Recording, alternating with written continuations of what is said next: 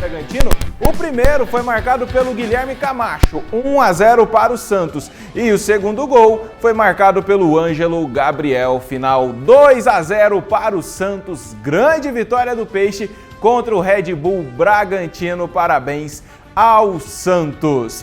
E esse jogo, Santos e Red Bull Bragantino, seria o jogo que encerraria a 32ª rodada do Campeonato Brasileiro. Mas agora será outro jogo que terá este papel. Isso porque a partida entre Goiás e Corinthians, que seria realizada no último sábado, foi adiada. Olha só. NN preparou até uma faixa para marcar a primeira vez dela em um estádio de futebol. Viajou mais de 100 quilômetros com o marido e só quando chegou em Goiânia ficou sabendo que a partida havia sido suspensa. Nós ficou sabendo que não ia acontecer. Mas tem problema não, nós voltamos de novo. No próximo jogo marcar, nós estamos com o ingresso que viremos de novo, se Deus quiser. Goiás e Corinthians entrariam em campo no último sábado no estádio da Serrinha, em Goiânia. A partida foi suspensa por decisão do presidente do Superior Tribunal de Justiça Desportiva, Otávio Noronha. Mas a polêmica toda começou no dia 19 de junho, quando os dois times jogaram em São Paulo, pelo primeiro turno do Brasileirão. Horas antes da partida, cenas de guerra e selvageria em plena Marginal Tietê. Membros de torcidas organizadas de Corinthians e Goiás se enfrentaram em uma das principais vias da capital paulista. É louco, mano! Para evitar que cenas como essa se repetissem em Goiânia, o Ministério Público recomendou à CBF que a partida deste sábado fosse realizada apenas com a presença de torcedores do Goiás, baseado numa análise técnica da Polícia Militar. Nós montamos um planejamento arrojado, um planejamento para receber as duas torcidas, inclusive estávamos com a tratativa com a presidência da Gaviões da Fiel. A reviravolta veio na quinta-feira. O STJD analisou um recurso do Corinthians e determinou a venda de ingressos para as duas torcidas. A decisão durou pouco mais de 24 horas. Na madrugada de sábado, o Tribunal de Justiça de Goiás decidiu que o jogo deveria acontecer com torcida única. O presidente do clube goiano ainda se pronunciou para explicar toda essa confusão. Eu fui comunicado 48 horas antes do jogo. Eu já dividi todos os ingressos. E o que eu faço com essas pessoas?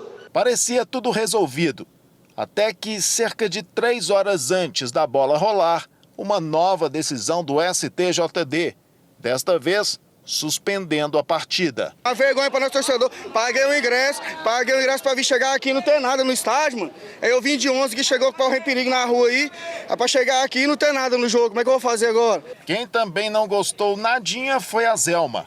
Ela é ambulante e vende comida e bebida em frente ao estádio. Voltou para casa com estoque todo e sem dinheiro no bolso. Vai embora, né? Fazer o quê, né? Tem jogo, vamos para casa. Procurar outro jeito de viver, né? Mas aí, foi quanto tempo para montar tudo isso aqui, toda essa estrutura? Nós chegamos aqui, era 9 horas da manhã. Montaram tudo, colocou tudo para gelar? Tudo para gelar, gastamos 10 barras de gelo, ficamos esperando, faltando 1h30 para começar o jogo, que nós soubemos essa trágica notícia, né? Agora são 7 horas em ponto, horário exato em que a bola deveria começar a rolar aqui no estádio da Serrinha, mas o cenário que a gente vê é esse, tudo fechado. Ainda restam poucos torcedores por aqui e alguns ainda chegando. É o caso do Erildo, que acabou de chegar, não sabia de nada. Nós acabamos de chegar, nós estávamos vindo de Vianópolis e chegamos em Goiânia agora e tem essa triste notícia, né? Os dois clubes emitiram comunicados oficiais na internet anunciando a suspensão da partida. Uma nova data será divulgada pela CBF. Com outra estratégia, se vai ser com torcida única, com as duas torcidas, portões fechados, nós não sabemos. Coisas que só acontecem no Brasil, né? Surreal. No dia do jogo eles decidem se vai ter, se não vai ter, e acaba que no fim, porque não dá tempo, né? No fim eles decidem que não terá o jogo, que será adiado e vai ter uma nova data. Péssima situação para a galera que viajou, né? O pessoal saiu de outra cidade para ir e não teve o jogo. Vamos ver a classificação do campeonato após os jogos que aconteceram da 32ª rodada? O líder é o Palmeiras com 68, diminuiu para 8 pontos a vantagem para o Internacional segundo 60. Terceiro é o Flamengo 55, quarto Fluminense 54, mesma pontuação do Corinthians em quinto, mas com um jogo a menos. O sexto é o Atlético Paranaense 51, por enquanto os times que se classificam para Libertadores. Sétimo Atlético Mineiro 47, oitavo América Mineiro 45, nono é o Fortaleza 44, décimo Botafogo 43, décimo primeiro Santos 43, décimo segundo 41, o São Paulo, os times que vão para a Sul-Americana. Décimo terceiro é o Red Bull Bragantino 38, décimo quarto Goiás 38, décimo quinto Coritiba 34, décimo sexto é o Ceará também 34. Zona de rebaixamento, 17º é o Cuiabá 31, 18º Atlético Goianiense 30, 19º Avaí 28 e o Lanterna é o Juventude com 21 pontos. Atlético Goianiense a 4 do Ceará perdeu uma grande chance contra o Lanterna do campeonato de poder ali sair da zona de rebaixamento. Com o final da rodada, é hora de conferirmos o resultado da nossa Palpitolândia.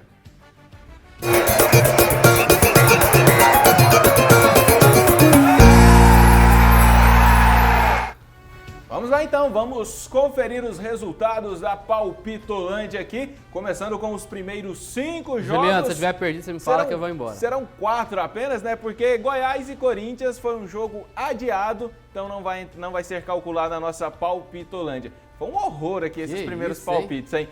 Flamengo e Atlético Mineiro. Eu apostei no empate, o Rômulo no Atlético e o Flamengo venceu 1-0. Fortaleza e América Mineiro. Apostei no Fortaleza, o Rômulo apostou no empate, ponto pra mim. Ceará e Cuiabá terminou 1-1. Eu e o Rômulo apostamos no Ceará e erramos. E o Palmeiras empatou em 0-0 com o São Paulo. Eu e o Rômulo apostamos no Palmeiras, nós dois erramos. Virando a página, os outros 5 resultados. Atlético Goianiense e Juventude. Apostamos no Atlético, o jogo terminou empatado em 1-1, erramos. Botafogo e Inter, o Inter venceu 1-0, apostei no empate, o Rômulo apostou no Inter e o Rômulo acertou, ponto para ele, 1-1. Fluminense e Avaí, apostamos no Fluminense, Fluminense ganhou, ponto para os dois, 2-2. A clássico paranaense, o Atlético venceu o Coritiba 1-0, eu apostei no Atlético, ponto para mim, o Rômulo apostou no empate, ele errou 3-2. E teve o jogo para fechar a rodada, que fecharia, né? A rodada, Red Bull, Bragantino e Santos.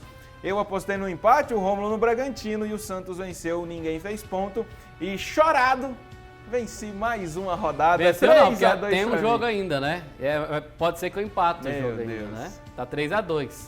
Tem um jogo Corinthians e Goiás, né? Então até o dia que a CBF quiser colocar esse jogo aí, o nosso resultado da Palpitolândia, 12 rodadas. Essa partida deve ser confirmada para a próxima quarta-feira. 12 rodadas, uma foi empatada, então tá 8-3 no placar geral, 7-3. Ele fala 7-3 como se fosse algo legal, não, 6-3, né? Não, é 7. É 8, né? Você fala que é 7. Essa contagem, ninguém tá fazendo essa contagem, não? Eu quero ver a minha fotinha com o troféu na mão, que eu tô aguardando ela aparecer, ela não aparece aqui. É isso, então. E tem uma pra decidir ainda que tá empatada, né? Poderia ser pra 7-4. O Romulo tentando arrumar tudo que é jeito pra ele ganhar essa Palpitolândia. Tá quase acabando o campeonato, então eu vou ganhar com mais rodada antecipada que o Palmeiras vai ser campeão do Brasileiro. Não vai não! Pai. Ele não vai não! Essa aqui então foi nossa Palpitolândia desta semana.